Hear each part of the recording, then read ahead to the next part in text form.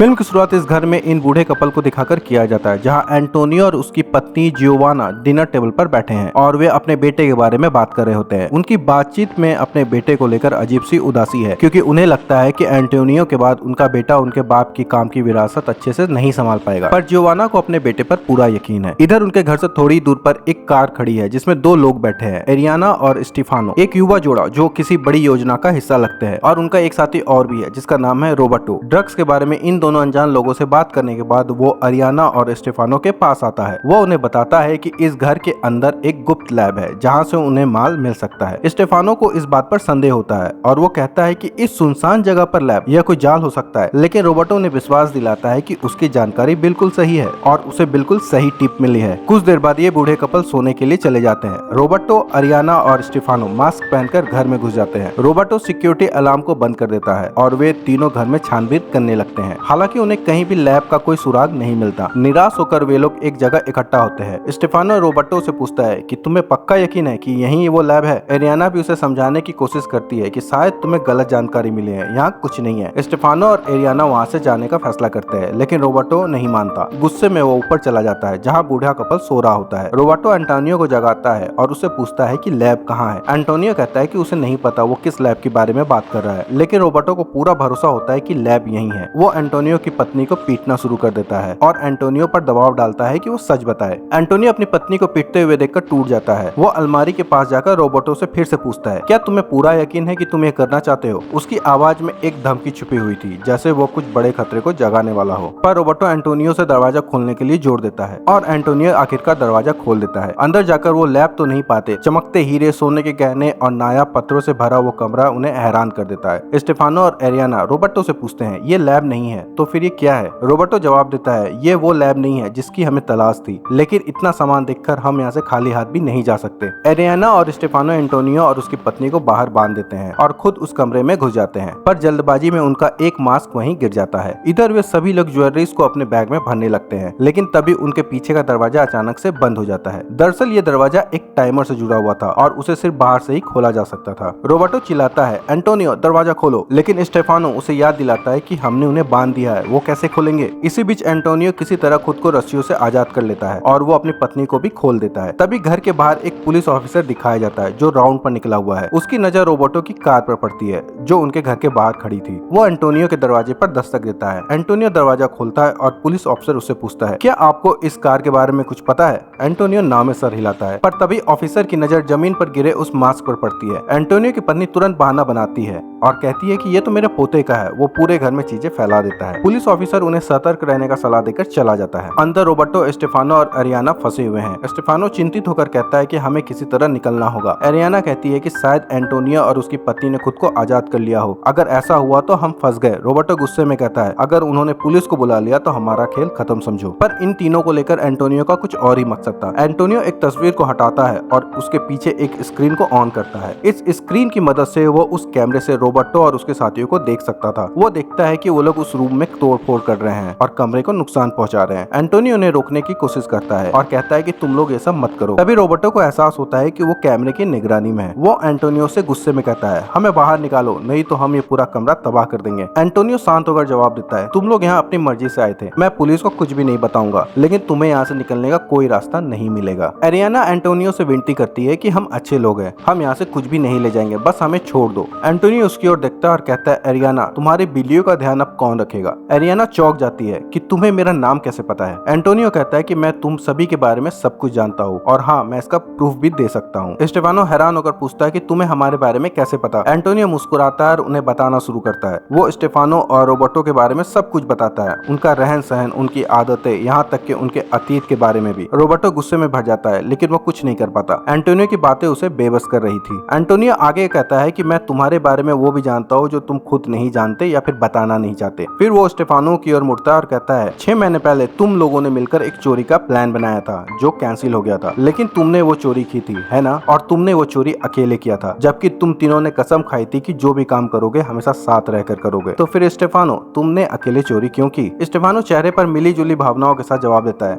मैं उस दिन सिर्फ सिक्योरिटी चेक करने गया था, लेकिन जब मैं वहाँ पहुंचा तो नए गार्ड्स आ चुके थे। हमारा प्लान कैंसिल हो गया था, लेकिन मैंने सोचा कि अगर मैं अकेले ही चोरी कर लूं तो ये हमारे लिए बड़ा मौका हो सकता है। है, इसलिए मैंने वो किया। रोबर्टो और एरियाना को उसकी बात पर यकीन नहीं होता। वे हैरान है कि स्टेफानो ने उसे धोखा दिया था। एंटोनियो उन्हें उनकी हालत में छोड़कर माइक म्यूट कर अपनी पत्नी के पास कॉफी पीने चला जाता है। उसकी पत्नी उसे बताती है कि वो उन तीनों के लिए केक बना रही है, पर एंटोनियो मुस्कुराते हुए जवाब देता है कि वो अभी तैयार नहीं है। तो एंटोनियो उन लोगों के साथ ऐसा क्या करने वाला था, ये हमें जल्दी पता चलने वाला है। थोड़ी देर बाद एंटोनियो वापस आता है और रोबर्टो से पूछता है, क्या तुम्हें इन दोनों को कुछ भी नहीं बताना? रोबर्टो घबरा जाता है और गुस्से में आ जाता है। एंटोनियो फिर स्टेफानो की ओर मुड़ता है और कहता है, शायद इन दोनों ने तुम्हें माफ कर दिया होगा, लेकिन क्या तुम इन्हें माफ कर पाओगे? स्टेफानो एंटोनियो की बातों से उलझन में पड़ जाता है। एंटोनियो आगे बताता है कि एरियाना कुछ दिन के लिए शहर से बाहर गई थी, है ना? उसने कहा था कि वो अपने रिश्तेदारों की प्रॉब्लम सुलझाने गई है, लेकिन असल में वो उसी शहर में थी। एरियाना और रोबर्टो स्टेफानो को एंटोनियो की बात सुनने से रोकने की कोशिश करते हैं, लेकिन स्टेफानो जानना चाहता था कि आगे क्या हुआ। वो एंटोनियो से कहता है, बताओ सच क्या है? एंटोनियो गहरी सांस लेता है और कहता है, एरियाना वहाँ से कहीं नहीं गई थी, वो बस तुमसे दूर गई थी क्योंकि वो प्रेग्नेंट थी, लेकिन तुम उसके पिता नहीं थे। वो अस्पताल गई थी क्योंकि वो बच्चा रोबर्टो का था। एरियाना और रोबर्टो ने एक लंबा डिस्कशन करने के बाद इस बच्चे का अबॉर्शन कराने का डिसाइड किया था। अब एंटोनियो स्टेफानो से पूछता है, क्या तुम उन्हें वैसे ही माफ कर पाओगे जैसे उन्होंने तुम्हें किया था? स्टेफानो ठहर कर जवाब देता है, तुम्हारे पास क्या सबूत है? एंटोनियो सिर हिलाते हुए कहता है, मेरे पास कोई सबूत तो नहीं है, लेकिन मैं तुम्हें सच बता चुका हूँ। अब भरोसा करना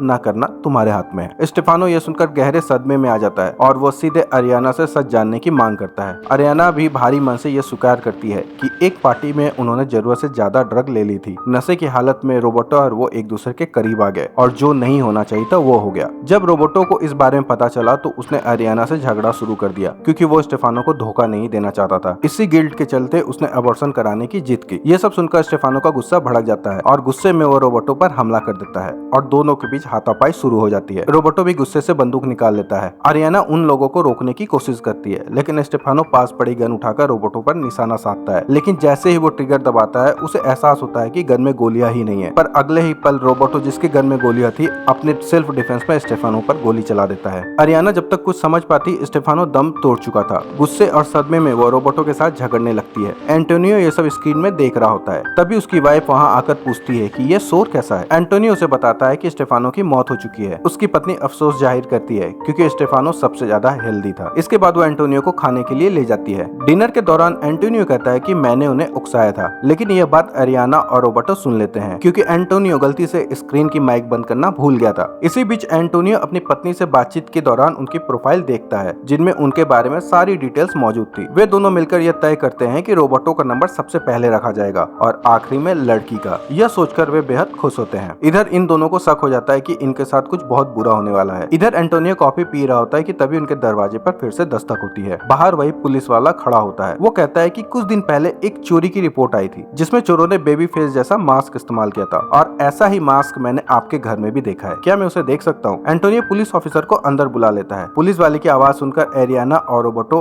अंदर कमरे से दरवाजे पीटने लगते हैं, लेकिन उनकी आवाज किसी तक नहीं पहुंचती। एंटोनियो की पत्नी सावधानी से स्क्रीन को भी ढक देती है जिससे पुलिस ऑफिसर की नजर उस पर ना जाए। इधर ये ऑफिसर मास्क को ध्यान से देख ही रहा होता है कि एंटोनियो की पत्नी उसे कॉफी देने आती है। जैसे ही वो उसकी ओर देखता है, उसके चेहरे और हाथों में लगे घाव पर उसकी नजर पड़ती है। पुलिस ऑफिसर को शक होने लगता है, लेकिन तभी अचानक रोबर्टो पुलिस वाले का ध्यान अपनी ओर खींचने के लिए रूम में रखा एक अलमीरा गिरा देता है। अलमीरा गिरने की तेज आवाज सुनकर ऑफिसर सतर्क हो जाता है और ध्यान से आवाज की दिशा की ओर बढ़ता है। वो दीवार पर टंगी एक पेंटिंग की ओर देखता है और उसे हटाता है जिसके पीछे वो स्क्रीन छिपा था। उसे कुछ अजीब सा महसूस होता है और वो एंटोनियो से पूछता है कि ये क्या है। एंटोनियो घबराहट छिपाने की कोशिश करता है और कहता है कि ये बस एक पुरानी स्क्रीन है, लेकिन ऑफिसर को उसकी बात पर भरोसा नहीं होता और वो स्क्रीन ऑन कर देता है और स्क्रीन पर उसे एरियाना और रोबर्टो दिख जाते हैं। इससे पहले कि ऑफिसर कुछ कर सके, एंटोनियो की पत्नी पीछे से चाकू लेकर झपटती है और ऑफिसर पर वार कर देती है, जिससे कि ऑफिसर वहीं दम तोड़ देता है। एंटोनियो और उसकी पत्नी एक दूसरे को देखने लगते हैं क्योंकि अब छुपाने के लिए उनके पास एक और लाश थी। दूसरी तरफ रोबर्टो और अरियाना अभी भी कैद में थे। अरियाना ने हार मान ली थी, लेकिन रोबर्टो अभी भी बचने का रास्ता ढूंढ रहा था।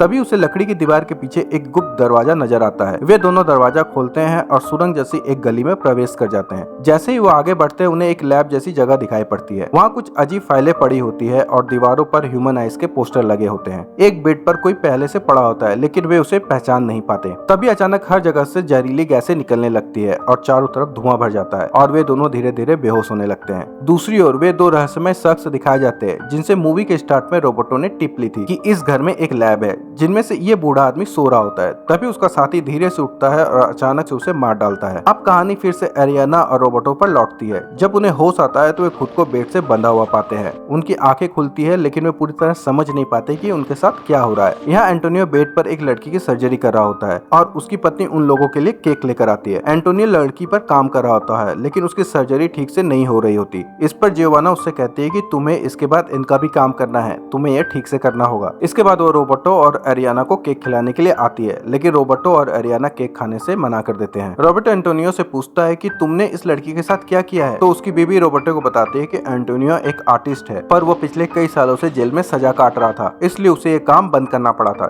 जेल में ही वे दोनों एक दूसरे से मिले थे और उन्हें प्यार हो गया, पर अब वे जेल से आजाद है और उसकी कला का अभ्यास तुम जैसे लोगों पर करना कोई बुराई नहीं है। एंटोनियो ऐसा इसलिए करता है ताकि तुम लोग खुद के अंदर झांक सको। एंटोनियो की वाइफ उस लड़की को दिखाती है जिसकी आंखें निकालकर अब दूसरी आंखें लगा दी गई होती है। यह देखकर एरियाना और रोबर्टो काफी घबरा जाते हैं। अब एंटोनियो रोबर्टो पर काम करना शुरू कर देता है। रोबर्टो यह देखकर घबरा जाता है और उसे छोड़ देने की विनती करने लगता है लेकिन एंटोनियो उसकी बात नहीं सुनता और उसकी आंखें निकालने का काम शुरू कर देता है। तभी हम एक आदमी को देखते हैं जो घर के अंदर आता है और उसी लैब में एंटोनियो के पास जाता है। हमें पता चलता है कि ये आदमी भी एंटोनियो का ही बेटा है। अब एंटोनियो ने रोबर्टो की आंखें निकाल ली होती है पर रोबर्टो अभी भी जिंदा है, जिससे ये लोग उम्मीद जताते हैं कि शायद ये सरवाइव कर जाएगा। एंटोनियो का बेटा एरियाना को बताता है कि मैंने ही रोबर्टो को इस घर में चोरी करने की टिप दी थी। इसके बाद रोबर्टो और तुम दोनों यहाँ आकर फंस गए। वो यह भी बताता है कि यही उसका काम है। वो शहर के अलग अलग कोनों में जाकर रोबर्टो और एरियाना जैसे लोगों को अपनी बातों में फंसाता है और उन्हें इस लैब तक भेजता है ताकि वो और उसका परिवार मानव शरीर पर प्रयोग कर सके। यहाँ हमें ये सच्चाई पता चलती है कि एक्चुअली ये पूरा परिवार ही सनकी और पागल है। यहाँ एंटोनियो का बेटा अपने पिता से कहता है कि एरियाना की आंखें मैं निकालूंगा, लेकिन एंटोनियो उसे रोकते हुए कहता है कि नहीं, तुम बस इसमें मेरी मदद करो, तुम्हें अभी इसका ज्यादा अनुभव नहीं है। इधर वे तीनों रोबोटों की सर्जरी में व्यस्त होते हैं लेकिन एरियाना चुपके से एक कील की मदद से अपने लॉक खोलने की कोशिश करने लगती है। इसी बीच जब एंटोनियो की पत्नी देखती है कि रोबोटो की बॉडी में अभी भी थोड़ी जान बाकी है तो वो खुशी से केक लाने के लिए किचन में चली जाती है। इस बीच एंटोनियो और उसका बेटा एरियाना की आंखें निकालने की योजना बना रहे होते हैं लेकिन वो इस बात से अनजान थे कि एरियाना पहले ही अपने एक हाथ की हथकड़ी खोल चुकी है। जैसे ही एंटोनियो एरियाना के और करीब आता है, एरियाना झट से उसकी आंख में कील घुसेड़ देती है। एंटोनियो दर्द से तड़प उठता है और इसी मौके का फायदा उठाकर एरियाना अपना दूसरा हाथ भी खोल लेती है, लेकिन तभी एंटोनियो का बेटा उसे देख लेता है और उसे तुरंत पकड़ लेता है। एरियाना खुद को छुड़ाने के लिए पास पड़ी एक हथौड़ी उठाती है और पूरी ताकत से उसके सिर पर दे मारती है, जिससे एंटोनियो का बेटा भी वहीं बेहोश हो जाता है। एरियाना भागने के लिए मेन डोर की ओर दौड़ती है लेकिन तभी पीछे से एंटोनियो की पत्नी आकर उसे इंजेक्शन लगा देती है, जिससे एरियाना बेहोश हो जाती है और घर से भागने में नाकाम रहती है। इसके बाद एंटोनियो की पत्नी एरियाना को घसीटकर वापस से लैब में ले आती है, जहां वो और उसका बेटा मिलकर एरियाना की सर्जरी पूरा कर देते हैं। अगले दिन हम देखते हैं कि एंटोनियो का बेटा तो जिंदा है लेकिन एंटोनियो की मौत हो चुकी है। उन्होंने एरियाना की आंखें भी निकाल ली है लेकिन एरियाना अभी भी जिंदा बची हुई है, पर अब वो अलग तरह से बिहेव कर रही है जैसे वो कोई और बन गई हो। और इसी सस्पेंस से भरे ट्विस्ट के साथ ये फिल्म यहीं पे खत्म हो जाती है। तो आशा करता हूँ आप सभी को ये वीडियो पसंद आई होगी। अगर चैनल पर नए हैं तो चैनल को सब्सक्राइब करना ना भूले और अगर वीडियो पसंद आया हो तो लाइक जरूर करें। अगर कोई सुझाव हो तो कमेंट में लिखकर जरूर बताएं कि इस मूवी का एक्सप्लेनेशन आपको कैसा लगा। मिलेंगे अगले वीडियो में, तब तक के लिए अपना ध्यान रखिएगा।